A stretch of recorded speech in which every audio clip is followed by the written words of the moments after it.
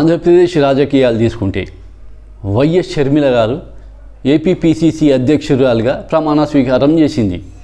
ప్రమాణ స్వీకారం చేయంగానే జగన్మోహన్ రెడ్డి గవర్నమెంట్ మీద బాణాలు ఎక్కుపెట్టింది. ఇది ఆబ్వియస్లీ ఎవరు కూడా చేసే మొదటి పని అదే ఉంటుంది. అందులో ఇద్దరికి పెద్ద రిలేషన్స్ కూడా బాగలేవు.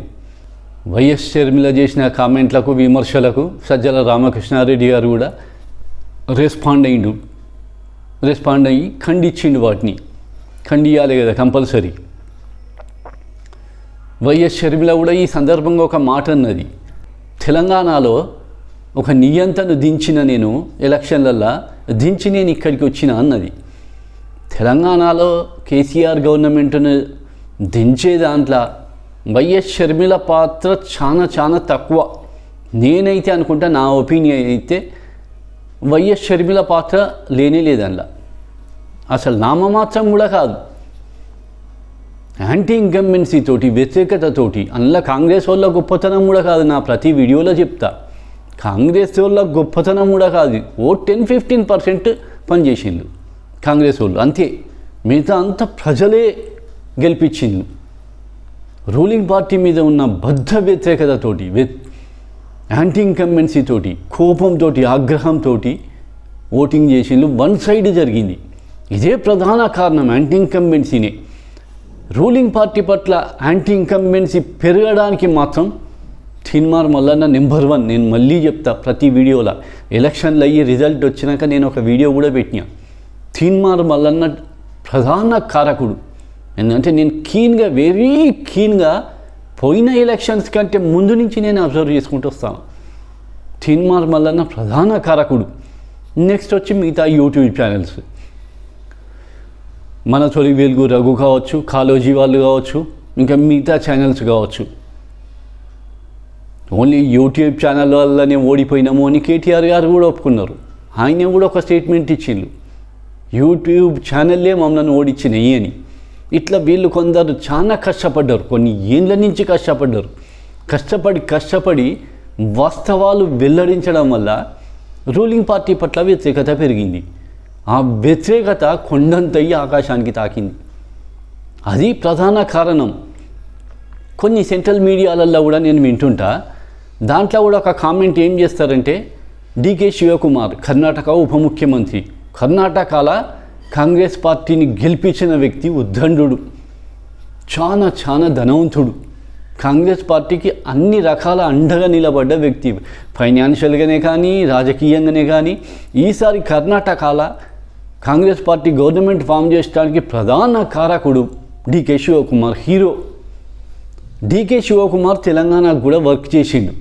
అయితే ఈ హిందీకి సంబంధించిన రిపోర్టర్లు ఏమంటారు, డికే శివకుమార్ చాణక్యుడు, నో డౌట్, తెలంగాణను గెలిపించిండు అని అంటారు. కాకపోతే ఏంటంటే వాళ్ళకి కరెక్ట్గా ఐడియా లేదు ఇక్కడ పరిస్థితి మీద.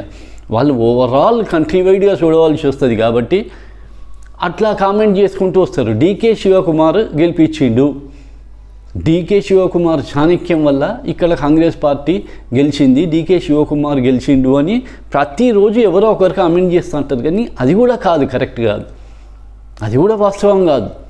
డికే శివకుమార్ కాంగ్రెస్ పార్టీని కోఆర్డినేట్ చేసిండు, అందులో నో డౌట్. కోఆర్డినేషన్ కూడా ఇంపార్టెన్స్, చాలా ఇంపార్టెంట్ రాజకీయాలలో. ఆ పార్టీని నడిపించుకున్నాడు. కానీ మెయిన్ వచ్చి ఏంది అంటే, ఇక్కడ కేసీఆర్ గవర్నమెంట్ ఓడిపోవడానికి కారణము వాళ్ళు చేసిన పొరపాట్లు, స్కాములు, కుంభకోణాలు. రోజుకొక కుంభకోణం బయటికి వస్తుంది. ఇప్పుడు వీళ్ళు చేసిన కుంభకోణాలను కనుక బయట పెట్టుకుంటే పోయి ప్రజలకు తెలియజేస్తే అదే సరిపోతుంది పార్లమెంట్ ఎలక్షన్లలో కాంగ్రెస్ పార్టీ స్వీప్ అవుట్ అయ్యేదానికి. బహుశా నేనైతే అనుకుంటా పార్లమెంట్ ఎలక్షన్లలో బీఆర్ఎస్కి అయితే ఓట్లు ఇయ్యరు. ఎందుకంటే వేసినా కూడా ఆ ఓటు మురిగిపోయినట్టు లెక్క. బీఆర్ఎస్ పార్టీకి వేసి కూడా వేస్ట్ పార్లమెంట్ ఎలక్షన్లలో. టాపిక్ ఎందుకు వచ్చిందంటే, షర్మిల గారు అన్నది ఏంది, అక్కడ నియంత్రణ ఓడించి నేను ఇక్కడికి వచ్చినా అన్నది కదా. అలా ఒక 1% కూడా వాస్తవం కాదు. ఎందుకంటే కొన్ని ఏళ్ళ నుంచి అబ్జర్వ్ చేసుకుంటూ వస్తాను, అందులో ఏమాత్రం వాస్తవం కాదు. షర్మిల ఎందుకు అసలు కాంగ్రెస్ పార్టీలోకి పోయింది? అసలు షర్మిల టార్గెట్ వైఎస్ జగన్మోహన్ రెడ్డి కాంగ్రెస్ పార్టీని మళ్ళా పునరుజ్జీవింపజేయడానికా, మళ్ళా కాంగ్రెస్ పార్టీని ఉనికిలోకి తెచ్చడానికా, డెవలప్ చేయడానికా, అసలు ఏది రీజన్? వైఎస్ షర్మిల ఎందుకు వచ్చింది మళ్ళీ ఆంధ్రప్రదేశ్కు అని కొన్ని క్వశ్చన్స్ వస్తున్నాయి. రెండు కూడా కావచ్చు నేను అనుకుంటా. అయితే రెండు కూడా ప్రధాన కారణం బహుశా వైఎస్ జగన్ మీద గ్రడ్జ్ ఉన్నది. ఎందుకంటే తనకు ఇంపార్టెన్స్ ఇయ్యలే, రాజకీయంగా తీసి మూలకు కూర్చోబెట్టిండు జగన్. ఎందుకంటే ఫ్యామిలీ నుంచి ఇంకొకరు వస్తే తండ్రి వారసత్వం నాకు ఒక్కరికే రావాలి, ఇంకొకరికి వస్తే పలచబడుతుంది, ఎప్పుడు ఏమవుతుందో తెలియదు. అందులో మళ్ళీ షర్మిల జగన్మోహన్ రెడ్డి జైలు ఉన్నప్పుడు పాదయాత్రలు చేసింది, బాగా తిరిగింది, ఖమ్మంలో చాలా సీట్లు కూడా గెలిచింది ఆ టైంలో. ఆ ఎక్స్పీరియన్స్ ఉన్నది షర్మిలకు. కాబట్టి షర్మిలను ఇంట్లో ఉన్న వ్యక్తిని తీసుకొస్తే పక్కల బల్యం పెట్టుకున్నట్టు అవుతుంది అని దూరం పెట్టుకుంటూ వస్తారు ఏ రాజకీయ నాయకుడైనా. ఇంకొకరిని డెవలప్ కానియ్యాడు, ఎందుకంటే డెవలప్ అయితే తనకే ఎసరు వస్తుంది అని.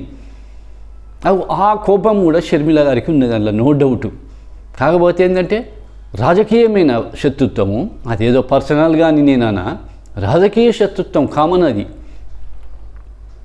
అది దేని ద్వారా తీర్చుకోగలుగుతారు, ఏ విధంగా దెబ్బ కొట్టగలుగుతారు అంటే ఇంకొక పార్టీ అండ ఉంటేనే అది చేయగలుగుతారు. సొంత పార్టీ పెట్టి అక్కడ జగన్మోహన్ రెడ్డిని కదిలించుడు అన్నది ఒక 1% కూడా ఛాన్స్ లేదు షర్మిలకు.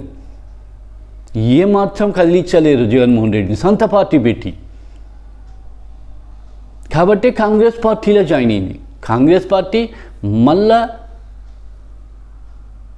రికవర్ అయిందనుకోండి, రికవర్ అవుతుంది కూడా, ఛాన్సెస్ ఉన్నాయి, చాలా మటుకు ఛాన్సెస్ ఉన్నాయి. అయితే క్వశ్చన్ లేదు ఇక వైఎస్ షర్మిలకు, జగన్మోహన్ రెడ్డి మీద రివెంజ్ తీసుకుంటుంది తప్పనిసరి. రివెంజ్ అంటే రివెంజే కాదు, తాను కూడా రాజకీయంగా బలపడాలి. ఆంధ్రప్రదేశ్లో తండ్రి వారసత్వం, వైఎస్ రాజశేఖర రెడ్డి వారసత్వం నాకు కూడా రావాలి పొలిటికల్గా, అందులో తప్పేం లేదు, రావాలి కదా. అది ఆమె ఇష్టం, ఆమె నిర్ణయం. తండ్రి వారసత్వం, ఆ ఇమేజ్ను యూజ్ చేసుకోవచ్చు తను కూడా. అట్లా కాంగ్రెస్ పార్టీ పట్ల మళ్ళా వైఎస్ షర్మిల ఇంట్రెస్ట్ చూపించింది. ఇప్పుడు వైసీపీ పార్టీలో ఉన్న వాళ్ళు కూడా మొత్తం కాంగ్రెస్ పార్టీనే కదా. ఎప్పుడైతే 2 రాష్ట్రాలుగా విభజింపబడ్డాయో కాంగ్రెస్ ఓట్లు మొత్తం జగన్కు కన్సాలిడేట్ అయినాయి, కంప్లీట్గా టర్న్ అయ్యి కాంగ్రెస్ ఓట్లు మొత్తం జగన్మోహన్ రెడ్డికి టర్న్ అయిపోయినాయి. మ్యాక్సిమం గన్ననే చీలికి వచ్చేస్తుంది ఇప్పుడు. ఇంకొకటి, బ్రదర్ అనిల్ కుమార్ వైఎస్ షర్మిల గారి హస్బెండ్. పోయిన ఎలక్షన్లల్లా జగన్మోహన్ రెడ్డి గెలవడానికి కారణాలల్లా ప్రధాన కారణం అనిల్ కుమార్ కూడా. ఎట్లా అంటే వాళ్ళ రిలీజియన్కి సంబంధించి, క్రిస్టియానిటీకి సంబంధించింది. కంట్రీలో ఇప్పటి వరకు క్రిస్టియానిటీకి సంబంధించిన ఓట్లు ఒక్క పార్టీకి పోలరైజ్ అయిన సందర్భం అంత పెద్ద ఎత్తున ఇప్పటి వరకు జరగలేదట, ఈరోజు వరకు. అది పోయిన ఎలక్షన్లల్లో జగన్మోహన్ రెడ్డికి జరిగింది. అది టోటల్ కంట్రీలో ఇప్పటి వరకు జరిగింది, ఆంధ్రప్రదేశ్లో జరిగింది. క్రిస్టియానిటీ ఓట్లు, ఆ మతానికి సంబంధించిన ఓట్లు మొత్తం జగన్మోహన్ రెడ్డికి పోలరైజ్ అయింది. దానికి ప్రధాన కారణం వైఎస్ షర్మిల హస్బెండ్ అనిల్ కుమార్. ఇప్పుడు అక్కడ దెబ్బ పడుతుందా వైఎస్ జగన్మోహన్ రెడ్డికి? అదే ప్రయత్నంలో ఉన్నాడు. ఇప్పుడు తన వైఫే కదా ఇప్పుడు కాంగ్రెస్ పార్టీకి చీఫ్. ఇప్పుడు ప్రచారం ఇటు చేస్తాడు, అది కూడా చాలా ఎఫెక్ట్ పడుతుంది. నిజానికి చెప్పాలంటే వైఎస్ జగన్మోహన్ రెడ్డికి చాలా కష్టం ఈసారి. షర్మిల ఎప్పుడైతే పిసిసి ప్రెసిడెంట్ అయిందో అది చాలా ఎఫెక్ట్ కలుగజేస్తుంది వైఎస్ జగన్మోహన్ రెడ్డికి, పెద్ద దెబ్బ. నేనైతే అనుకుంటానా జగన్మోహన్ రెడ్డి చాప్టర్ క్లోజ్ ఈ ఎలక్షన్లల్లో, పార్టీ క్లోజ్ అవుతుంది, ఓడిపోతుంది ఈసారి ఈ ఫ్యాక్టర్ తోటి. ఇది కాక అటు వేరే ఉన్నది మళ్ళీ ఫ్యాక్టర్, అటు తెలుగుదేశం జనసేన కూడా స్వింగులు ఉన్నది ఈసారి, నో డౌట్ చాలా స్వింగులు ఉన్నది. గవర్నమెంట్ ఫామ్ చేసే దిశగా ఉన్నది, అది ఈజీ అయిపోతుంది ఇప్పుడు షర్మిల వల్ల. షర్మిల ఇప్పటికిప్పటికీ కాంగ్రెస్ పార్టీని డెవలప్ చేసి పెద్దగా సీట్లు సాధిస్తుంది అని మాత్రం నేను అనుకోను. కాకపోతే ఏంటంటే వైసీపీ ఓట్లను మాత్రం చాలా పెద్ద ఎత్తున చీలుస్తుంది. క్రిస్టియానిటీ ఓట్లు మొత్తం ఇటు పోలరైజ్ అవుతాయి మళ్ళీ. అంటే రూలింగ్ పార్టీ ఓట్లు చీలిపోతాయి. ఇంకేమున్నది? ఓటమి. రూలింగ్ పార్టీ ఓట్లు చీలిపోతే వైసీపీకి ఓటమి తప్పది. అదే జరగబోతోంది ఆంధ్రప్రదేశ్ రాష్ట్రంలో. కాంగ్రెస్ పార్టీ కూడా సీట్లు సాధించవచ్చు. ఎందుకంటే ఇప్పుడు ఎవరినైతే రిజెక్ట్ చేస్తాడో, ఎవరికైతే సిట్టింగ్ క్యాండిడేట్లకు టికెట్లు రిజెక్ట్ చేస్తున్నాడో వాళ్ళందరూ కూడా కాంగ్రెస్ పార్టీలో జాయిన్ అవుతారు. ఈ తీరుగా బహుశా పొలిటికల్గా జగన్మోహన్ రెడ్డి మీద రివెంజ్ తీసుకోవచ్చు షర్మిల. ఛాన్స్ అయితే ఉన్నది. ఈసారికి కాకుండా వచ్చేసరికి కాంగ్రెస్ పార్టీ వర్సెస్ తెలుగుదేశం, జనసేన ఇవే ఉంటాయి. వైసీపీ థర్డ్లో పడిపోతుంది.